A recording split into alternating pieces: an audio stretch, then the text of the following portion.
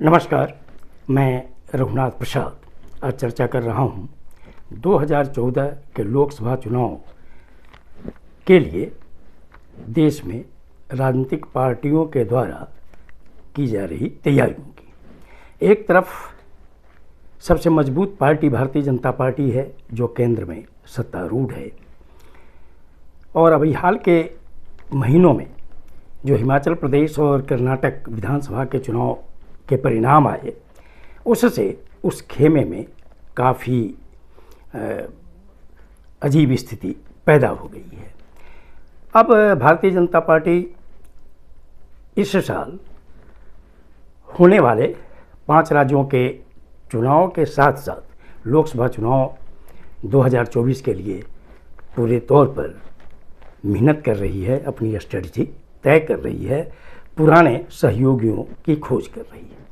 Bharatiya Janata party जो पहले जनसंघ हुआ करती थी, वह शुरू से ही दक्षिणपंथी धारा की पार्टी रही है। हिंदुत्व उनका प्रमुख एजेंडा रहा है, इतिहास में बदलाव उनका एजेंडा रहा है, और मंदिर की राजनीति वो करती रही है, चूँकि धार्मिक आधार पर ध्रुवीकरण से उनके वोट बैंक में बढ़ोतरी होती है। 9 वर्षों में जो इस देश की स्थिति बनी है, वैसी परिस्थिति में आज जो विभिन्न विचारधारा की राजनीतिक पार्टियां हैं देश में, जैसे एक तरफ मध्य मार्गी सेंट्रलिस्ट व्यूज़ वाली पार्टी कह सकते हैं, जो सबसे पुरानी पार्टी है कांग्रेस, उसके साथ ही नेशनलिस्ट कांग्रेस पार्टी, तृणमूल कांग्रेस, आम आदमी पार्टी, ये सब मध्य मार्गी पार्टियां हैं। इसके अतिरिक्त जो समाजवादी विचारधारा की पार्टियां हैं, जो डॉक्टर राम मनोहर लोहिया, जननायक कर्पूरी ठाकुर जैसी धारा से जुड़ी हुई पार्टियां हैं, चाहे वो जनता दल यूनाइटेड हो, राष्ट्रीय जनता दल हो, समाजवादी पार्टी हो, वो है। एक किसान धरी की पार्टियां हैं, जो इंडियन नेशनल लोक दल है, राष्ट्रीय लोक दल है, जो चौधरी चरण सिंह, चौधरी देवीलाल जी की विचारधारा को समर्पित रही है, और वामपंथी पार्टियां जो सीपीआई, सीपीआईएम और सीपीआईएमएल हैं। ये तो भारतीय जनता पार्टी के विरुद्ध लगभग 18 पार्टियों का एक जमावड़ा हो रहा है।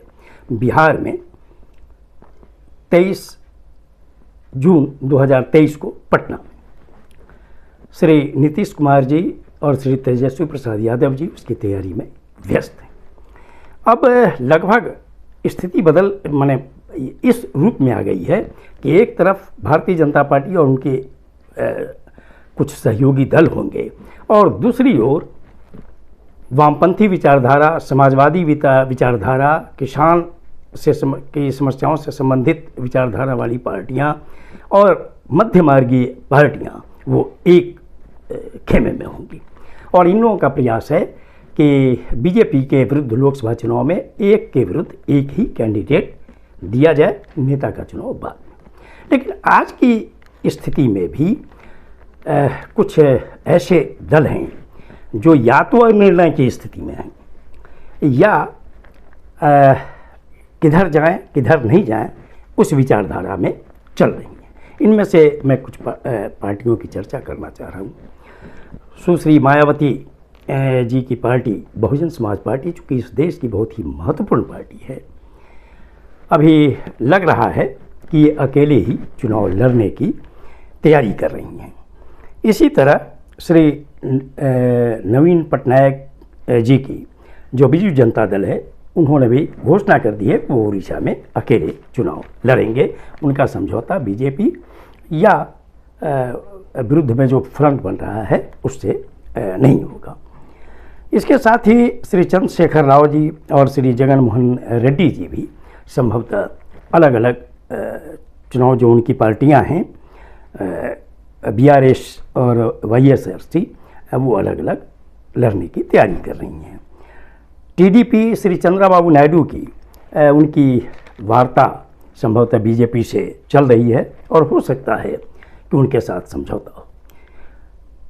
उत्तर प्रदेश की जो सुहेलदेव समाज पार्टी है श्री ओम प्रकाश राजभर जी की, ये कभी बीजेपी के साथ रहते हैं तो कभी समाजवादी पार्टी के साथ रहते हैं।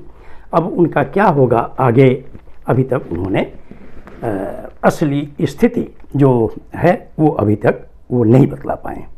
बिहार में श्री जीतन राम मांझी जी की जो हम पार्टी है वो उन्होंने महागठबंधन से नाता तोड़ा है, लगता है कि वो बीजेपी के साथ अलायंस में जाएंगी। श्री मुकेश सहनी जी की जो वीआईपी पार्टी है वो भी अभी निर्णय की स्थिति में है। और एक महत्वपूर्ण नेता हैं श्री उपेंद्र कुशवाहा जी, जिन्होंने आरएलजेडी बनाया है, वो भी लगभग बीजेपी के साथ जाने की तैयारी कर रहे हैं। लोक जनशक्ति पार्टी रामविलास और जो श्री चिराग पासवान जी की है और उनके चाचा जी श्री पशुपतिनाथ पारस जी की एक पार्टी है। तो पशुपतिनाथ पारस जी की पार्टी तो बीजेपी के साथ है, लेकिन श्री चिराग पासवान जी ने अभी अंतिम निर्णय नहीं लिया है कि वो किस खेमे में जाएंगे।